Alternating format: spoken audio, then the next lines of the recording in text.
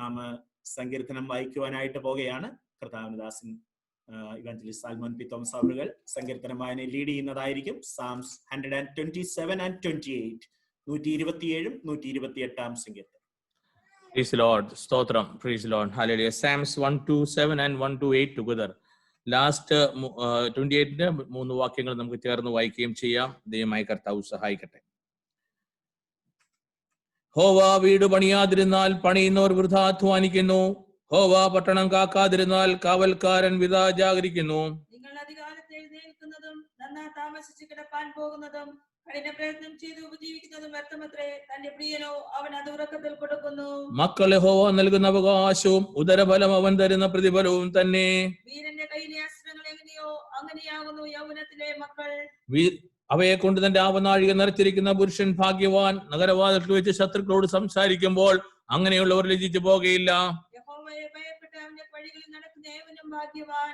നിന്റെ കൈകളുടെ അധ്വാന ഫലം നീ തിന്നും, നീ ഭാഗ്യവാൻ, നിനക്ക് നന്മ വരും. നിന്റെ ഭാര്യ നിന്റെ വീട്ടിനകത്ത് ഫലപ്രദമായ മുന്തിരിവള്ളി പോലെയും നിന്റെ മക്കൾ നിന്റെ മേശയ്ക്ക് ചുറ്റും ഒലിവ് തൈകൾ പോലെയും ഇരിക്കും. അടുത്ത മൂന്ന് വാക്യങ്ങൾ നമുക്ക് ചേർന്ന് വായിക്കാം. യഹോവ ഭക്തനായ പുരുഷൻ ഇങ്ങനെ അനുഗ്രഹിക്കപ്പെട്ടവനാകും. യഹോവ സിയോനിൽ നിന്നെ അനുഗ്രഹിക്കും. നിന്റെ ആയുഷ്കാലമൊക്കെ നീ യെരൂശലേമിന്റെ നന്മയെ കാണും. നിന്റെ മക്കളുടെ മക്കളെ നീ കാണും. ഇസ്രായേലിന്മേൽ സമാധാനം ഉണ്ടാകട്ടെ. ഹല്ലേലൂയ. നമ്മുടെ വിശുദ്ധകരം ഉയർത്തി നമുക്ക് ദൈവത്തെ സ്തുതിക്കാം. ഈ 2020 അവസാന ദിവസങ്ങളിലേക്ക് നമ്മൾ കടന്നു വന്നിരിക്കുന്ന അവസാന മാസം, അവസാന ദിനങ്ങളിലേക്ക് നമ്മളായിരിക്കുന്നു. കഴിഞ്ഞ വർഷത്തില് നമ്മളെ സഹായിക്കുകയും പരിപാലിക്കുകയും സൂക്ഷിക്കുകയും ചെയ്ത വലിയവനായ ദൈവത്തിന് ഒരു സ്തുതി കൊടുക്കാം. Hallelujah, hallelujah, hallelujah. ഇന്ന് രാത്രികാലവും നമ്മൾ ദിവസമില്ലായിരിക്കുമ്പോൾ നമുക്ക് സങ്കീർത്തന ഭാഗം ചിന്തിപ്പാൻ കർത്താവ് നമ്മളെ സഹായിക്കേണ്ടതിന് ഒരു വാക്ക് നമുക്ക് പ്രാർത്ഥിക്കാം. സർവശക്തനായ ഞങ്ങളുടെ ദൈവമേ, സ്വർഗസ്ഥ പിതാവേ, ഇന്ന് രാത്രികാലം ദൈവമേ ഞങ്ങൾക്ക് ദൈവസേനയിലെ സഭായകമായി കൂടി വരുവാൻ കർത്താവ് ഇടയാക്കിയതേൽക്കായി സ്തോത്രം. വീഴുന്ന ദേവദാസൻ, മറ്റു ദേവദാസന്മാര്, വാസമിറ്റിയ കുടുംബം, മറ്റു ദൈവ സഹോദരങ്ങൾ എല്ലാവരെയും ഓർത്ത് പ്രാർത്ഥിക്കുന്നു.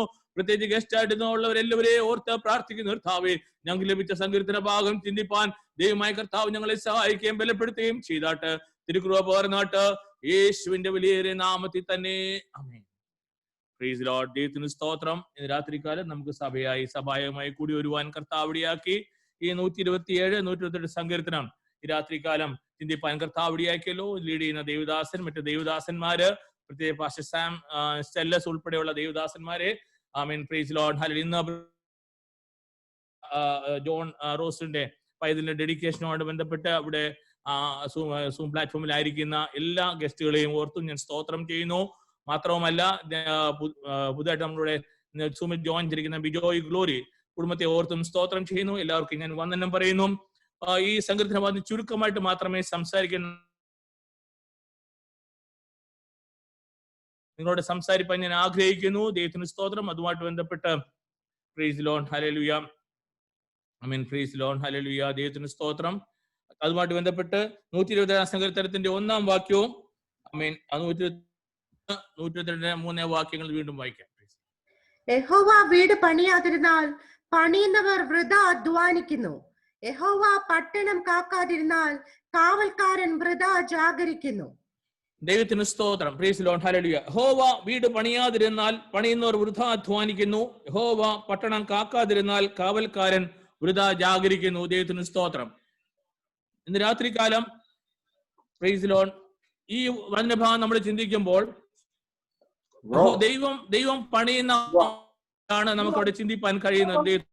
യഹോവ പണിയുന്ന ഒരു ഭവനം. ദൈവത്തിന് സ്തോത്രം. ഹല്ലേലൂയ. ഒരു ഭവനത്തിന്റെ പണിയെ പറ്റിയും അതിന്റെ മെയിന്റനൻസ്, അത് മുഖാന്തരമുള്ള ബ്ലെസ്സിംഗ്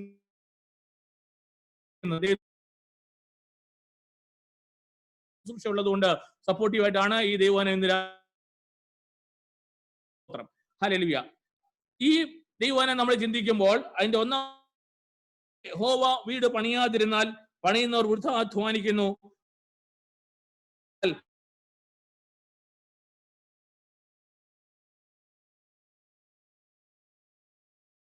അങ്ങനെ ഞാൻ സെഗ്രിഗേറ്റ് ചെയ്തതിലേക്കൊന്നും കടക്കുവാനായിട്ട് ആഗ്രഹിക്കുന്നില്ല. എങ്കിലും യഹോവ പണിയുന്ന ഭവനത്തിന്റെ ഒരു പ്രത്യേകതയുണ്ട്. ദൈവത്തിന് സ്തോത്രം ചെയ്യുന്നു. ആ പണി അതിൽ ദൈവത്തിന്റെ കരം ചലിക്കുന്നത് എങ്ങനെയാണെന്ന് കാണുവാൻ താഴോട്ട് നമ്മൾ വായിക്കുമ്പോൾ കാണുവാൻ കഴിയുന്നുണ്ട്. ദൈവത്തിന് സ്തോത്രം. ഹല്ലേലൂയ. ഒരു കല്ലും മരവും കൊണ്ട് പണിയുന്ന ഒരു ഭവനമല്ല ഒരു ഭവനം. ദൈവത്തിന് അതിനകത്ത് ദൈവത്തിന്റെ ദൈവത്തിന്റെ ആത്മാവിന്റെ പ്രവർത്തനത്തോടുകൂടിയ ഒരു ദൈവിക ഭവനം കെട്ടിപ്പടുക്കുന്ന അനുഭവമാണ് നമ്മളവിടെ ചിന്തിക്കാൻ ഇടയായിത്തീരുന്നത്. ഈ രണ്ട് സങ്കീർത്തനങ്ങളും പൊതുവായിട്ട് നമ്മൾ ചിന്തിക്കുമ്പോൾ ദൈവം പണിയുന്ന ഒരു ഭവനം, ദൈവത്തിന് സ്തോത്രം, അതിനാവശ്യമുള്ള എഫേർട്ട്, ദൈവത്തിന് സ്തോത്രം, തുടർന്ന് ദൈവം നൽകുന്ന ബ്ലെസ്സിങ്, ഈ 3 കാര്യമാണ് ദൈവത്തിന്. ഇതെല്ലാം ഒന്നും പറയാൻ ഞാൻ സമയം എടുക്കുന്നില്ല, എങ്കിലും 1-2 കാര്യങ്ങൾ തൊടുകുറിയായിട്ട് പറഞ്ഞിട്ട് ഒരു ചിന്ത നിങ്ങളുടെ മുമ്പിൽ അവതരിപ്പിച്ചിട്ട് ഇരിപ്പാനടി രാത്രികാലം ആഗ്രഹിക്കുകയാണ്. ദൈവത്തിന് സ്തോത്രം. 127 സങ്കീർത്തനത്തിന്റെ 1-ാം വാക്യത്തിൽ നമ്മൾ വായിച്ചു, യഹോവ വീട് പണിയാതിരുന്നാൽ, ദൈവത്തിന് സ്തോത്രം. അപ്പോൾ ദൈവം പണിയുന്ന പണിക്ക് വേണ്ടി ദൈവകരങ്ങളിലേക്ക് നമ്മുടെ പണിയെ ഏൽപ്പിച്ചു കൊടുക്കുന്ന ഒരു അനുഭവം നമ്മുടെ ജീവിതത്തിൽ ആവശ്യമാണ്. പലപ്പോഴും നമ്മുടെ ജീവിത മണ്ഡലങ്ങളില് നമുക്ക് ലഭിച്ച എല്ലാ നന്മകളെയും നമ്മൾ ലിങ്ക് ചെയ്യുന്നത് ഇങ്ങനെയാണ്: എന്റെ ഭവനം, എന്റെ ഭാര്യ, എന്റെ കുഞ്ഞ്, എന്റെ വീട്, എന്റെ ജോലി, ഇങ്ങനെയാണ്. ദൈവത്തിന് സ്തോത്രം. അതിനപ്പുറത്തായിട്ട് ഒരു ദൈവികത അതിനകത്തോട്ട് ചേർത്തുകൊണ്ട് ദൈവം എനിക്ക് തന്ന ഭവനം, ദൈവം എനിക്ക് തന്ന കുടുംബം, ദൈവം എനിക്ക് തന്ന ഭാര്യ, ദൈവം എനിക്ക് തന്ന മക്കൾ, ദൈവം എനിക്ക് തന്ന ജോലി എന്ന് പറയത്തക്കതും ദൈവ സംഘടിതമായിട്ട് മുന്നോട്ട് പോകാൻ ദൈവത്തിന്റെ ആത്മാവ് കൃത്യമായിട്ട് അവിടെ ആലോചന പറയുകയാണ്. ദൈവത്തിന് സ്തോത്രം ചെയ്യുന്നു. മക്കൾ യഹോവ നൽകുന്ന ദൈവത്തിന് സ്തോത്രം അവകാശവും ഉദരഫലം അവൻ തരുന്ന പ്രതിഫലവുമാണ്. ദൈവത്തിന് സ്തോത്രം. അത് വായിച്ചിട്ട് 128 3-ാം വാക്യം കൊണ്ടൊന്ന് വായിച്ചട്ടെ.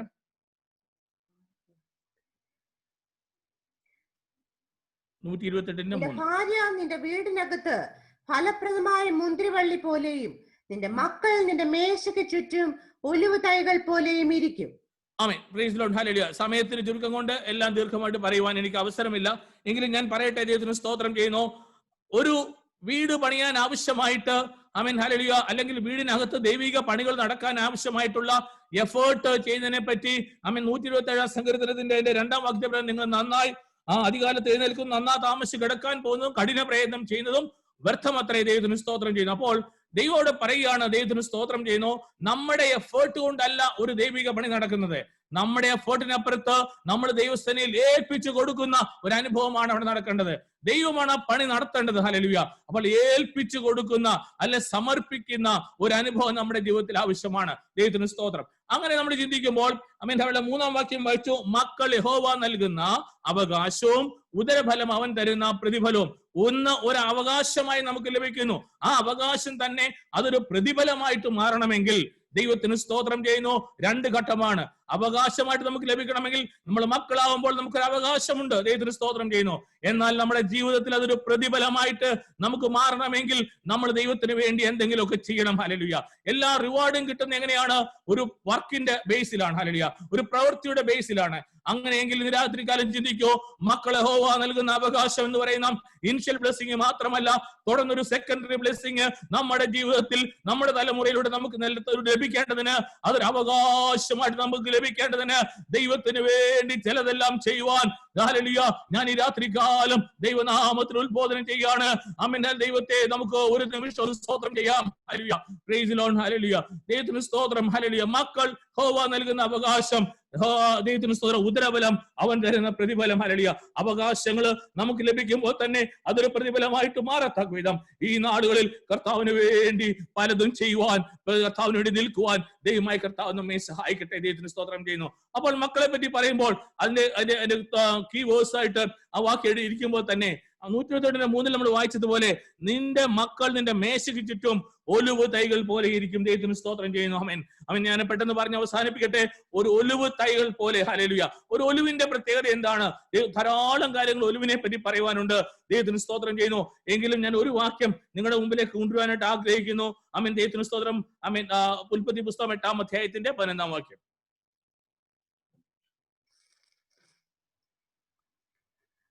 പ്രാവ് വൈകുന്നേരത്തവന്റെ അടുക്കൽ വന്നു, അതിന്റെ വായിൽ അതാ ഒരു പച്ച ഒലിവില. ദൈവത്തിന് സ്തോത്രം. യെസ്, മതി, സമയമില്ല. Price the Lord. ഹല്ലേലൂയ. ഈ വിഷയം നിങ്ങൾക്ക് നന്നായിട്ട് അറിയാം. ഹല്ലേലൂയ.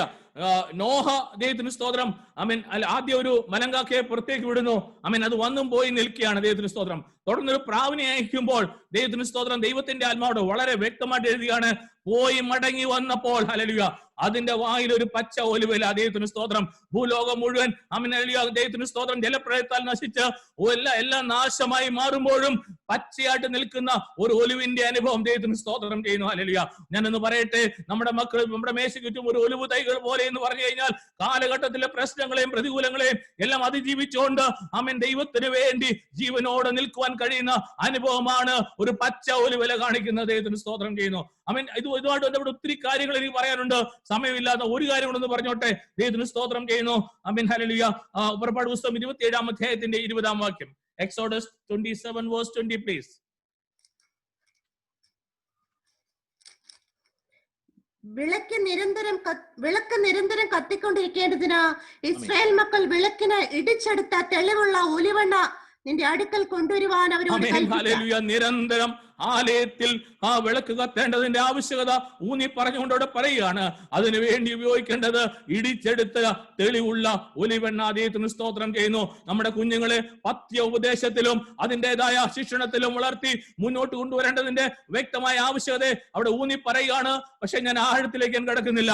ഒലിവിന്റെ അനുഭവം നമ്മുടെ ജീവിതത്തിൽ ആവശ്യമാണ്.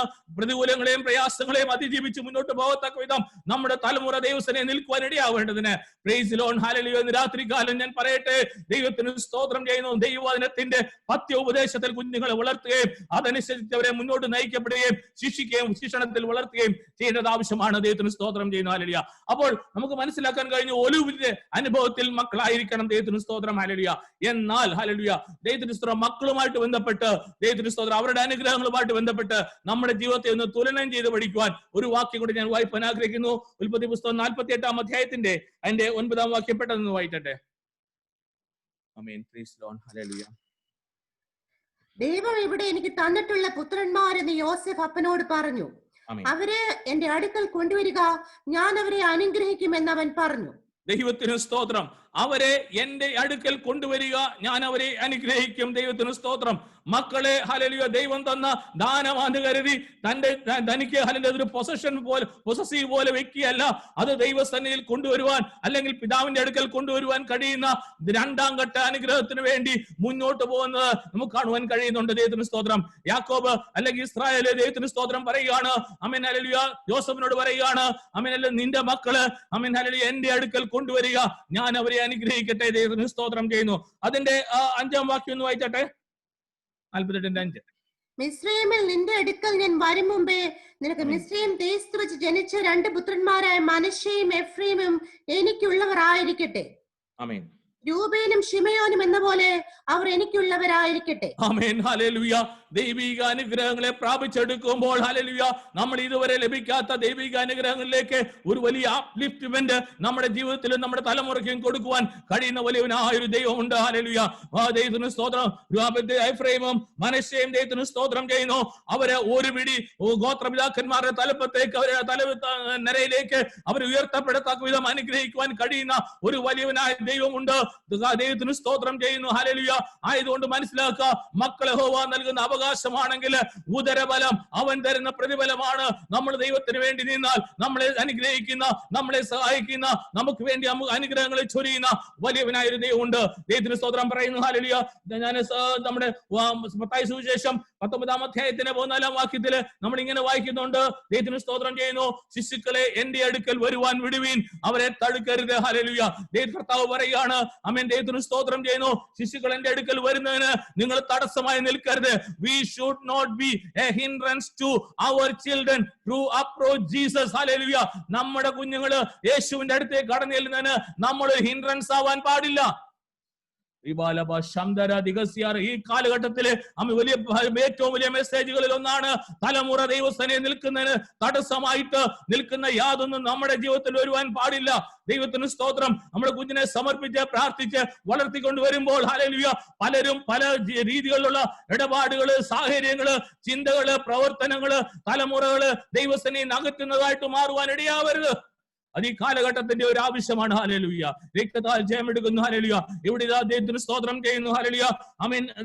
യാക്കോബ് പറയുകയാണ്, യോസഫിനോട് പറയുകയാണ്, നിന്റെ മക്കളെ എന്റെ അടുക്കൽ കൊണ്ടുവരിക, അവരെ ഞാൻ അനുഗ്രഹിക്കട്ടെ, അവർക്ക് ഒരു പിടി നേര ഞാൻ മുന്നിൽ കൊടുക്കുവാൻ പോകുന്നു. ഹല്ലേലൂയ. ദൈവത്തിന് സ്തോത്രം ചെയ്യുന്നു. ആമേൻ. പലപ്പോഴും നമ്മുടേതായ പദ്ധതികൾ കൊണ്ടല്ല ദൈവിക പണികൾ നടക്കുന്നത്. കുഞ്ഞുങ്ങൾക്കുള്ള അനുഗ്രഹങ്ങളെ പോലെ തന്നെ നമുക്കും പറയാം. ദൈവത്തിന് സ്തോത്രം ചെയ്യുന്നു. ഒരു സെക്കൻഡറി അനുഗ്രഹത്തിന് വേണ്ടി എന്റെ കർത്താവേ ഞാൻ എന്നെ സമർപ്പിക്കുന്നു. ഈ 2020 ലാസ്റ്റ് ദിവസങ്ങളില് ഹല്ലേലൂയ ദൈവത്തിന് സ്തോത്രം കർത്താവിന് വേണ്ടി ചിലതെല്ലാം ചെയ്യുവാൻ ഞാൻ എന്നെ തന്നെ സമർപ്പിക്കുന്നു. രാത്രികാലം ആർക്ക് ഈ തീരുമാനം എടുക്കുവാൻ കഴിയും? അവർക്ക് ദൈവത്തെ ഒന്ന് ഒരു നിമിഷം സ്തുതിക്കാം. ഹല്ലേലൂയ. ദൈവത്തിന് സ്തോത്രം ചെയ്യുന്നു. ഇന്ന് രാത്രികാലം കുഞ്ഞുങ്ങളെ കുഞ്ഞിനെ സമർപ്പിച്ച് പ്രാർത്ഥിക്കുന്ന കുടുംബത്തോട് എനിക്ക് പറയാനുള്ളത്, ദൈവത്തിന് സ്തോത്രം ചെയ്യുന്നു. ഇതേ മെസ്സേജ് ആണ് ഒരു അനുഗ്രഹമായിട്ട് നിങ്ങൾക്ക് ലഭിച്ചത്.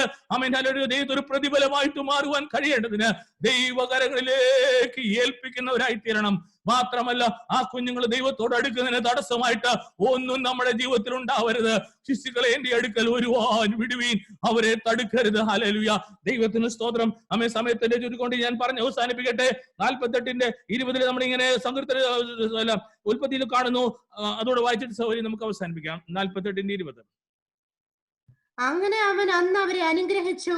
ദൈവം നിന്നെ എഫ്രൈമിനെയും മനശ്ശെയും പോലെ ആക്കുമാറാകട്ടെ എന്ന് ഇസ്രായേലിയർ നിന്റെ പേർ ചൊല്ലി അനുഗ്രഹിക്കുമെന്ന് പറഞ്ഞ് എഫ്രൈമിനെ മനശ്ശെയ്ക്ക് മുമ്പാക്കി.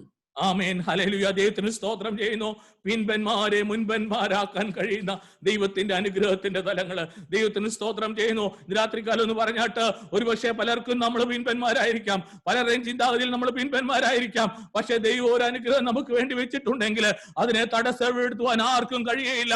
മാത്രമല്ല ദൈവത്തിന് സ്തോത്രം. ഞാൻ പറഞ്ഞ് അവസാനിപ്പിക്കട്ടെ. ഇന്ന് രാത്രികാലം ഹല്ലേലൂയ ആമേൻ മക്കളെ യഹോവ നൽകുന്ന അവകാശവും ഉദരബലവും തരുന്ന പ്രതിഫലവുമാണ്. കൃത്യമായിട്ട് ഞാൻ പറയട്ടെ, ദൈവത്തിന് സ്തോത്രം. ദൈവത്തിന് വേണ്ടി മക്കളെ വളർത്തുവാനും അവർ ദൈവസഭയിൽ ചേർന്ന് നിൽക്കത്തക്ക വിധം നമ്മളെ തന്നെ സമർപ്പിക്കുകയും ചെയ്യുന്നെങ്കിൽ ഒരു ദൈവിക അനുഗ്രഹം നമ്മുടെ ജീവിതത്തിൽ നമ്മുടെ കുടുംബത്തിൽ തരുവാൻ എന്റെ കർത്താവ് ശക്തനാണ്. ഹല്ലേലൂയ. ദൈവത്തിന് സ്തോത്രം ചെയ്യുന്നു. ഹല്ലേലൂയ. ആമേൻ. Praise Lord. മാത്രമല്ല നമ്മൾ ദൈവത്തെ യഥാർത്ഥമായി സേവിക്കുന്നെങ്കിൽ, ആമേൻ, ദൈവത്തിന് വേണ്ടി നിൽക്കുന്നെങ്കിൽ നമുക്കൊരു അനുഗ്രഹം തരുവാൻ കർത്താവ് ശക്തനാ. ഒരു നിമിഷം നമ്മുടെ കണ്ണുകൾ അടച്ച് നമുക്ക് ദൈവത്തെ ഒന്ന് സ്തുതിക്കാം. ഇരിക്കുന്ന മണ്ഡലങ്ങളില് ഭവനാന്തരീക്ഷങ്ങളില് തലമുറകളുടെ നേരെ കൈ നീട്ടിക്കൊണ്ടെന്ന് പറഞ്ഞാട്ട് ഈ 2020 അവസാനം എന്റെ തലമുറകൾക്ക് വേണ്ടി ഞാൻ പ്രാർത്ഥിക്കുന്നു. കർത്താവേ, അവരൊരു ദൈവിക അനുഗ്രഹമായി മാറേണ്ടതിന്, അവരൊരു ദൈവിക അനുഗ്രഹമായിട്ട് മാറേണ്ടതിന് ഞാൻ എന്നെ തന്നെ സമർപ്പിക്കുന്നു.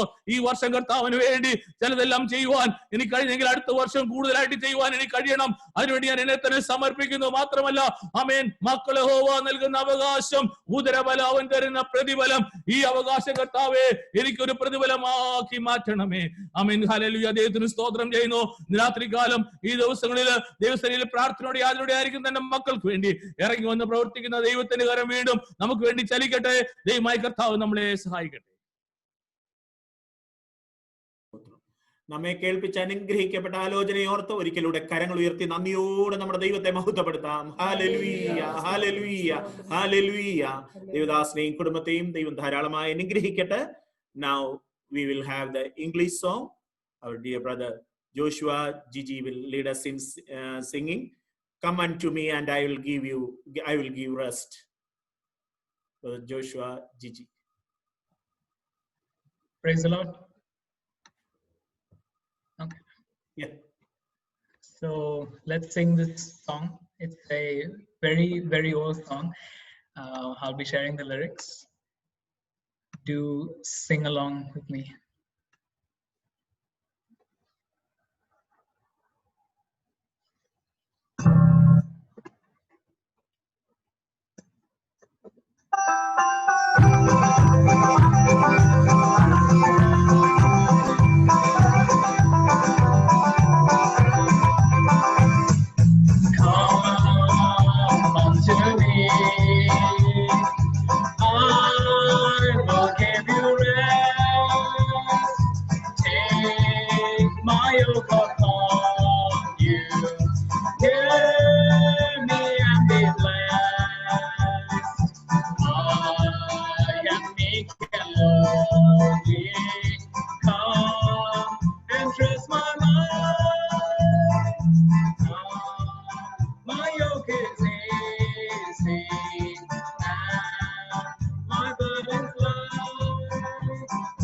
Hear the blessed Savior calling thee up.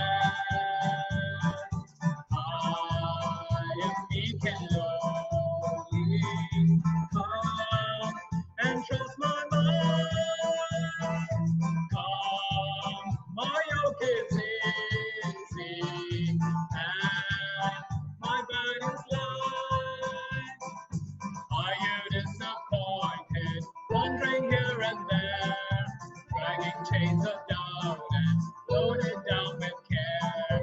To unholy feelings, struggle in your breast.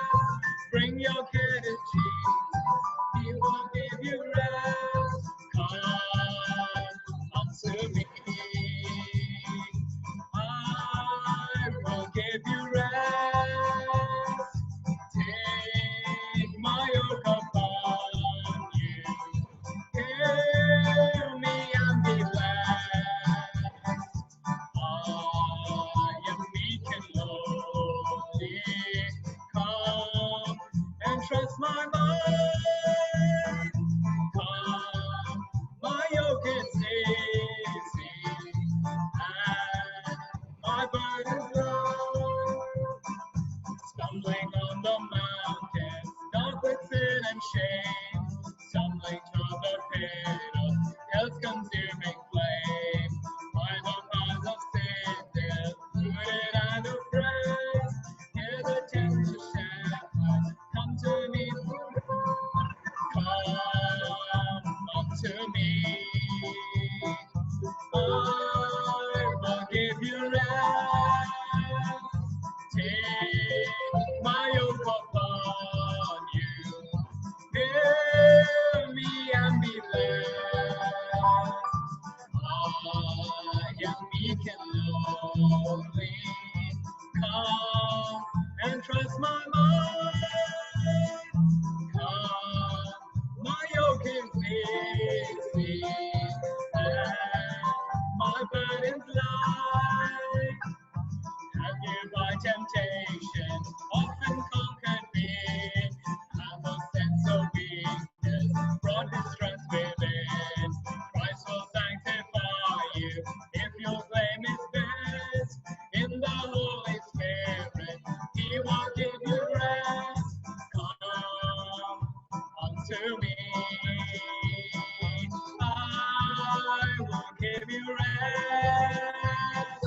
Take my yoke upon you. Hear me and be blessed. I am meek and lowly. Come and trust my mind. Come, my yoke is easy and my burden's light. Unto me, I will give you rest. Take my yoke upon you. Hear me and be blessed. I am meek and lowly. Come and trust my mind. My yoke is easy and my burden's light. Praise God. Thank you, Joshua, for your wonderful hymn. May God bless you. Now we will have the English message. Our dear brother Santosh Abraham will deliver the English message. Praise the Lord. Greetings to you all of you in the mighty name of our Lord and Savior Jesus Christ. For tonight's small meditation, I will like you to turn to a very familiar chapter from the Word of God, John chapter 15 and verse 5. I will read for you. I am the vine and ye are the branches. He that abideth in me and I in him, the same bringeth forth much fruit, for without me he can do nothing. So through this verse, our God exhorts that God wants us as children to abide in God. We all know that we are chosen by God and ordained by God. And God has brought us into a living union with Christ. Here in this verse, I want to mainly stress on the last line of the verse where it says, for without me, he can do nothing. This is verse 5. Similarly, in verse 4, if you read, in verse 4 also it is written, abide in me and I in you, as the branch cannot bear fruit of itself. Here the word of God says, if the branch is separate in itself, it cannot bear anything. It is of no use. In the same way, in verse 6, if we read, it is written, if a man abide not in me, he is cast forth as a branch and is withered. The same thing, if we refuse to live in God, we are separate. So from these verses, we can see that God wants us to have a life very close to God. But if we go away from God, the word of God very clearly says that without me, he can do nothing. We may see in our in our life that many children of God who are children of God are living away from God. They may be living in sin, but we see that they are just going on this world. They may be prospering, they may be having success for time being. But we should know one thing very clearly, that if we are living without God, our life will not bring any glory to God. If we are without God, we will not be able to bring any fruit for God as mentioned in the word of God. We may bring some other fruits, but we never can bring fruit which is as per the word of God. And our life, if we live our life away from God, without God, our life will not be having any eternal significance. Also, as per the word of God, if we are like away from God, our life will one day become useless, or we may become withered away from God. If we go to Jeremiah 30, chapter 13 and verse 11, here there is a very wonderful illustration given. Here we see God says, I have chosen you, Israel, so that you could be for me a name, so that you could be me for a people, so that you could be for a praise, and that through you I can bring glory. I can have the glory.